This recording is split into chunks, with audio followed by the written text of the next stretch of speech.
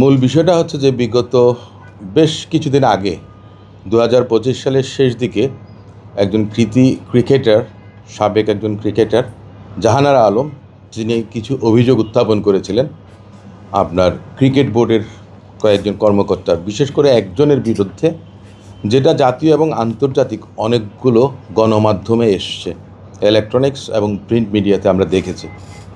তো এই বিষয়ে আপনার ক্রিকেট বোর্ডের একটা দায়িত্ব আছে। ক্রিকেট বোর্ডের যে নির্লিপ্ততা ছিল, ওনারা যে নিশ্চুপ ছিলেন, আমরা প্রকারান্তরে একটা বিষয় জেনেছিলাম, যার বিরুদ্ধে অভিযোগ করেছিলেন জাহানারা আলম, ওনাকে সাসপেন্ড করার পরদিন আবার রিইনস্টেট করেছেন। তো এই বিষয়টা আরেকজন কৃতি খেলোয়াড়, আপনার Commonwealth shooting champion Sabrina Sultana, উনি আপনার জনস্বার্থে একটা রিটের আবেদন করেছিলেন। গতকালকে আমরা এটা মুভ করেছি এবং মহামান্য হাইকোর্টের দ্বৈত বেঞ্চ, বিচারপতি জনাব আহমেদ সোহেল এবং বিচারপতি জনাবা ফাতেমা আনোয়ারের কোর্টে, তো সেখানে আমাদের যে রিটে বিষয়টা আমরা উল্লেখ করেছিলাম যে কর্মক্ষেত্রে নারীরা যেন নিরাপদে তাদের কাজ করতে পারেন, তাদের নিরাপত্তা, সম্ভ্রমহানি থেকে আরম্ভ করে যৌন হয়রানি, বিভিন্ন ধরনের যে লিঙ্গ বৈষম্যের শিকার হন, সে সমস্ত বিষয়গুলো নিয়ে 2008 সালে Bangladesh national women's lawyer association একটা রিট আপনার দায়ের করেছিলেন এবং সেই রিটের জাজমেন্ট অনুযায়ী মহামান্য হাইকোর্ট বিভাগ অনেকগুলো নির্দেশনা দিয়েছেন। সেটা আপনার কর্মক্ষেত্রে, অফিস, আদালত, স্কুল, কলেজ, হসপিটাল বলেন, ক্রীড়াঙ্গন বলেন, যে কোনো জায়গায় হোক, নারীদের যে অধিকারটা সংরক্ষণ করা, সেটার জন্য প্রত্যেকটা বডি, যারা রেগুলেটরি বডি থাকেন বা যাদের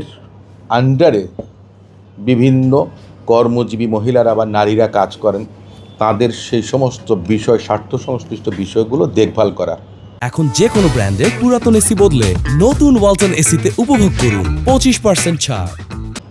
আমাদের সেই রিটের মধ্যে আবেদন ছিল যে 2008 সালের রিট পিটিশনে যে গাইডলাইন দেয়া আছে, সেই অনুযায়ী আপনার বাংলাদেশ ক্রিকেট বোর্ড ব্যবস্থা নেবেন।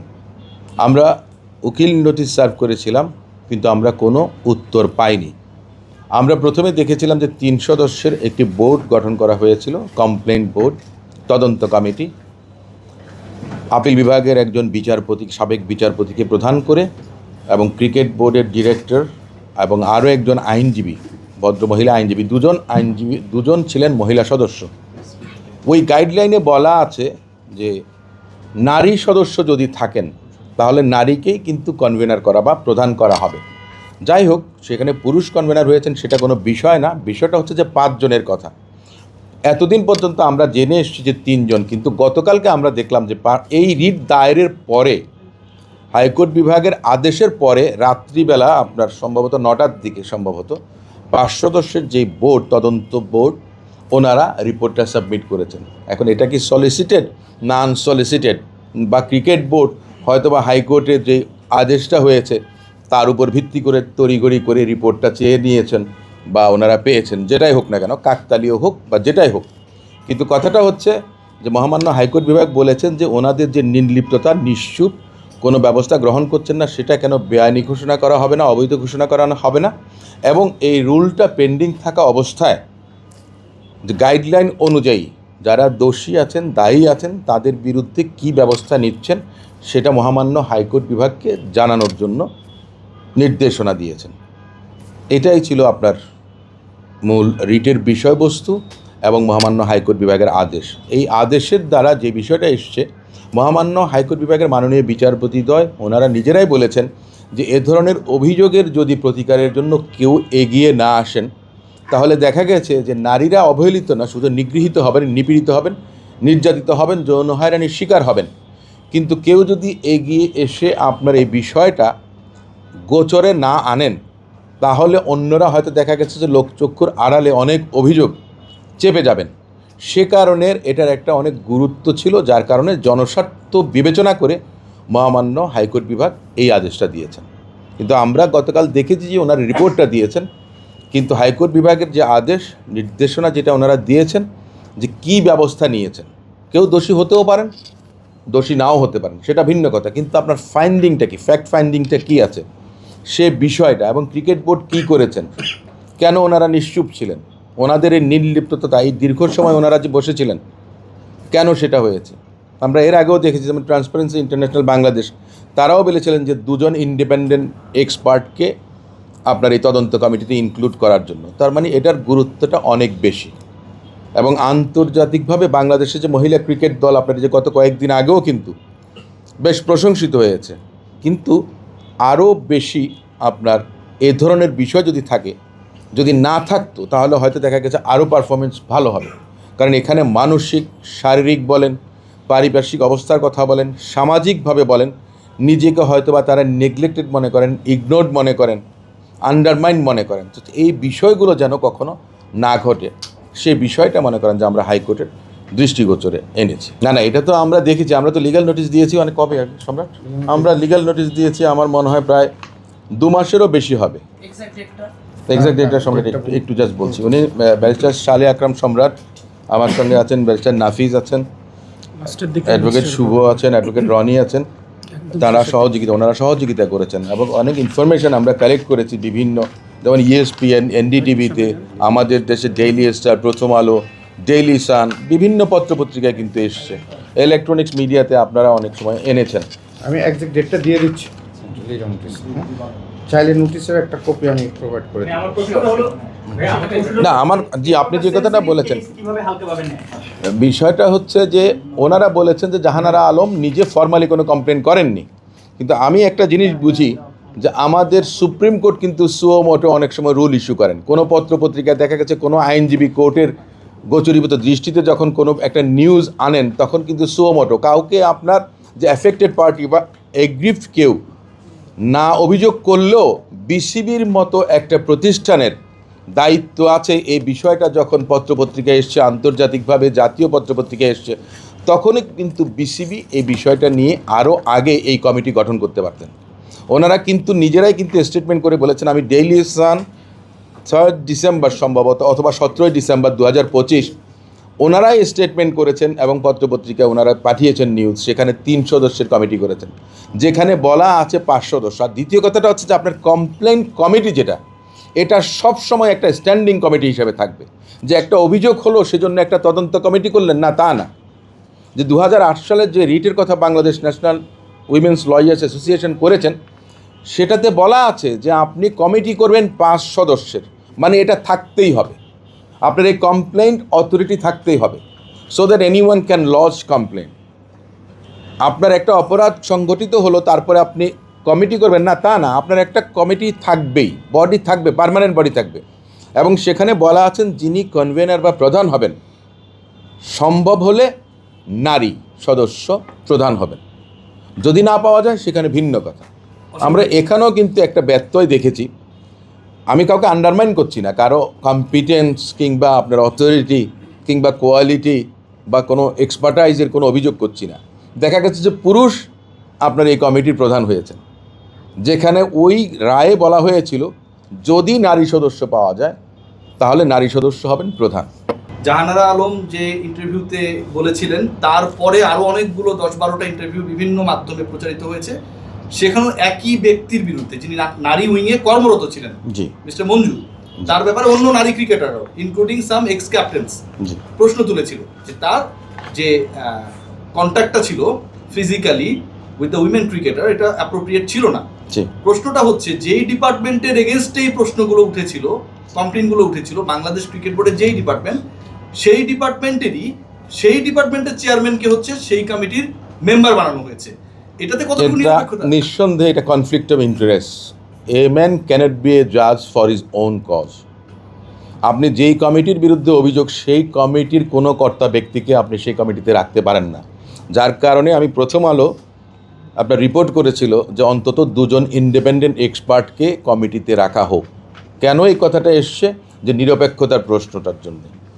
তো আপনি যেই কাজটা করেছেন, ক্রিকেট বোর্ড বায়াসড হয়ে এই কাজটা করেছেন। এই যে কমিটি, আমরা তো জানি না রিপোর্টটা কি দিয়েছেন, কেউ দায়ী কিংবা দায়ী না আমরা এটাও কিন্তু জানি না, বা ক্রিকেট বোর্ড দায়ী হলে কোনো ব্যবস্থা নেবেন কি নেবেন না সেটাও হয়তো বা আপনাদেরকে জানাননি, বা রিপোর্ট ওনারা যে প্রকাশ করবেন বা করেছেন, ওনারা তো রিপোর্টটা পেয়েছেন, আপনাদেরকে জানিয়েছেন কি না সেটাও আমরা জানি না। কিন্তু কথাটা হলো আপনার এ জায়গাতে যে বিষয়টা হচ্ছে যে স্বার্থ সংশ্লিষ্ট একটা বিষয় থেকে থাকে, সে জায়গাতে এ ধরনের কাজটা ক্রিকেট বোর্ড করতে পারেন। কেউ যদি দাবি করে যেটা বায়াসড হয়েছে, এটাকে ইগনোর করার সুযোগ নেই, কারণ আপনি যে ডিপার্টমেন্টের এগেনস্টে তদন্ত করছেন সেই ডিপার্টমেন্টের চেয়ারম্যান ওই কমিটির মেম্বার। আমার পয়েন্ট এটা না, আমার পয়েন্টটা হচ্ছে যে গতকালকে আপনি যেটা বললেন যে দুপুরবেলা হচ্ছে আদালতের রায়ের পরে রাত 8:40 আমরা মিডিয়া রিলিজ পেয়েছি, মানে 6 ঘন্টা পরে আমরা মিডিয়া রিলিজ পেয়ে গেলাম যে তদন্ত রিপোর্ট দেওয়া হয়েছে, যে রিপোর্ট দেওয়ার কথা ছিল আনুষ্ঠানিকভাবে 31 জানুয়ারি। আমার প্রশ্ন যে এই ঘটনাগুলো প্রত্যেকটাই ঘটছে বিসিবিকে যখন কোনো একটা সংক্ষুব্ধ পক্ষ অথবা আমাদের আদালত প্রেশার ক্রিয়েট করছে তখন তারা করছে। আপনার কি মনে হয় যে এটা নিরপেক্ষ তদন্তের ইঙ্গিত? এই বিষয়টা তো একটা আমি ঠিক বলতে পারবো না, সেটা বিসিবির নিজস্ব একটা দৃষ্টিভঙ্গি আছেন, বিসিবি তাদের নিজেদের সিদ্ধান্ত নিয়েছেন। তবে যে কথাটা আপনি বললেন যে আদালতের একটা আদেশ হবার পরে তখন ওনারা রিয়্যাক্ট করেছেন, ওনারা হয়তো ওনাদের গা বাঁচানোর জন্য এটা করে থাকতে পারবেন, যেটা আমি মনে করি। কারণ এই রিপোর্টটা আপনার 5 সদস্যের যদি কমিটি হয়ে থাকে, তাহলে আপনি তো মনে করেন যে উইটনেসদেরকে ডাকবেন, অভিযোগ যিনি করেছেন তাকে ডাকবেন, সাক্ষী যদি থাকেন তাদেরকে ডাকবেন। তাহলে এই রিপোর্টটা আপনার বিসিবি কেন এত ডিলে প্রসেস, এত দীর্ঘসূত্রিতার কারণটা কী ছিল? এটা তো আরও অনেক আগেই ওনারা করতে পারতেন। এই অভিযোগটা নিয়ে ওনাদের তো তদন্ত অনেক আগে, এবং কেউ যদি দোষী থেকে থাকেন তাহলে সে ব্যবস্থা ওনারা আগেও নিতে পারতেন। আর আমি যেটা প্রথমেই বলেছি আপনাদেরকে, যেনার বিরুদ্ধে জনাব মঞ্জুর আলম বা যেই ভদ্রলোক, ওনাকে সাসপেন্ড করা হয়েছিল, সাসপেন্ড করে পরবর্তী দিন ওনাকে আবার রিইনস্টেট করা হয়েছে। এটা আরেকজনকে, তাই না? সেটা কি আমি কনফিউজ করছি? বাট আমি দেখেছি একটা নিউজ, অন্য কোনো নাম, মানে অন্য একজন যিনি জড়িত ছিলেন, মানে অন্য আরেকটা ইনস্ট্যান্স, দুঃখিত আমি, অন্য আরেকটা ইনস্ট্যান্সে একজনের বিরুদ্ধে অভিযোগ এসছে, ওনাকে সাসপেন্ড করলেন, সাসপেন্ড করার পরের দিন আবার রিইনস্টেট করলেন।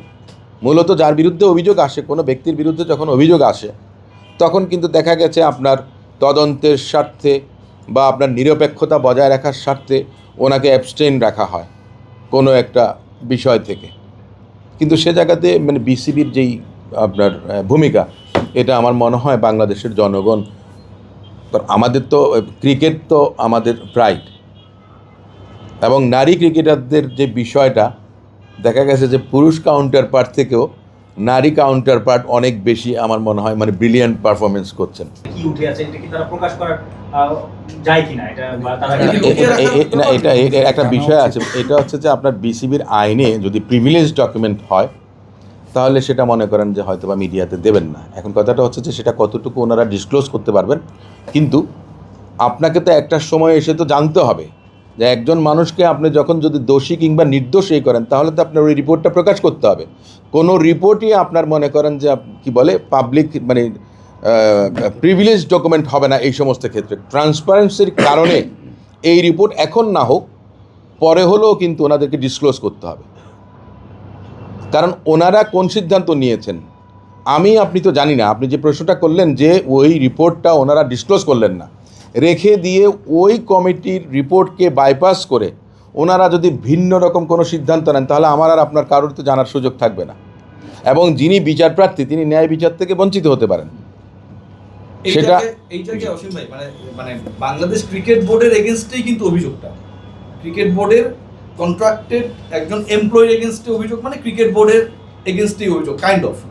সেই জায়গায় যদি রিপোর্ট প্রকাশিত না হয়, মানে বাংলাদেশের নারী ক্রিকেটে যারা আসবে ফিউচারে তাদের জন্য তো এটা কনফিউজিং হবে যে বিসিবি জিনিসটাকে হাইড অ্যান্ড সিক করছে। এই বিষয়টা তো আমি একটা কথা বলি, সেটা হচ্ছে যে এই রিপোর্টটা পেশ করেছে ক্রিকেট বোর্ডের কাছে। এখন শাস্তিমূলক ব্যবস্থা যেটাই নেবেন এই রিপোর্টের উপরে ভিত্তি করে, শাস্তি হতেও পারে, শাস্তি নাও হতে পারে, একজন মানুষ নির্দোষও হতে পারেন, দোষীও হতে পারেন। তাহলে যেটাই হন না কেন সিদ্ধান্তটা নেবেন কিন্তু ক্রিকেট বোর্ড। যতক্ষণ পর্যন্ত ওনারা এই সিদ্ধান্তটা না জানাচ্ছেন ততক্ষণ পর্যন্ত এই রিপোর্ট ওনারা নাও দিতে পারে। হাইকোর্ট তো ওটাই বলেছেন যে তাদের বিরুদ্ধে কী ব্যবস্থা নিচ্ছেন সেটা হাইকোর্টকে জানানোর জন্য বলা হয়েছে, এবং নারীদের জন্য যে লিঙ্গ বৈষম্য থেকে আরম্ভ করে যৌন হয়রানি থেকে আরম্ভ করে নিরাপদ কর্মস্থল সমস্ত কিছু, নিরাপত্তা সব কিছু এনশোর করার জন্য বিসিবি কি পদক্ষেপ নিচ্ছে সেটা মহামান্য হাইকোর্ট বিভাগকে জানাতে বলেছে। এই জায়গায় অসীম ভাই মানে আগে থেকেই কোনো কমপ্লেন যদি এরকম ক্রিয়েট হয় সেটার কোনো বডি বিসিবিতে ছিল না, ঘটনা ঘটার পরে তারা একটা তদন্ত কমিটি করেছে এবং যেটা আমাদের কাছে ক্লিয়ার, আপনার বক্তব্য ক্লিয়ার। সেই জায়গা থেকে কি মনে হয় যে নারী ক্রিকেটারদের প্রোটেকশনের ব্যাপারটা নিয়ে বাংলাদেশ ক্রিকেট বোর্ড কখনো প্রফেশনালি ডিল করেনি? আমি এই বিষয়টা দেখেন, শুধু যে ক্রিকেট বোর্ডের কথা তা বলছি না আমি, প্রত্যেকটা প্রতিষ্ঠান ইন জেনারেল এটার একটা ইউনিভার্সাল এফেক্ট আছে। যে 2008 সালে যে রিটটা হয়েছিল বিএনডব্লিউএলে, সেখানে বলাই আছে যে প্রত্যেকটা প্রতিষ্ঠানে নারীদের অধিকার, নারীদের নিরাপত্তা, সম অধিকার বলেন, জেন্ডার ইকুয়ালিটির কথা বলেন, discrimination on ground of sex, sexual harassment, যা কিছু আছে সমস্ত কিছুর জন্য আপনার একটা অথরিটি থাকবে, complaint authority, to ensure safety security from every aspect, from every corner of life. তো সেই ক্ষেত্রে সব প্রতিষ্ঠানেরই উচিত কিন্তু ওই কমপ্লেন্ট বোর্ডটা পার্মানেন্ট থাকা উচিত, মিনিমাম 5 মেম্বার্সের কমিটি। তো জানার পর একজন শুটারও তার বিরুদ্ধে হ্যারাসমেন্টের অভিযোগ এনেছিলেন, শুনানি থেকে এই বিষয়ে কোনো কিছু এসেছে? না, আমার পার্টিকুলারলি অন্য বিষয়টা আসে, ওই বিষয়টা আসে? বিষয়টা আসে কোনো পার্টিকুলারলি আপনি জেনার কথা বলছেন সে বিষয়টা আসে। আসেনি। আমরা বিভিন্নজন যে অভিযোগ করেছে বা আপনার প্রকারান্তরে যে রিপোর্টগুলো এসছে, সেখানে আপনার পত্রপত্রিকায় যে সমস্ত এইগুলো এসছে সেগুলো জাস্ট রেফারেন্স আমরা দিয়েছি।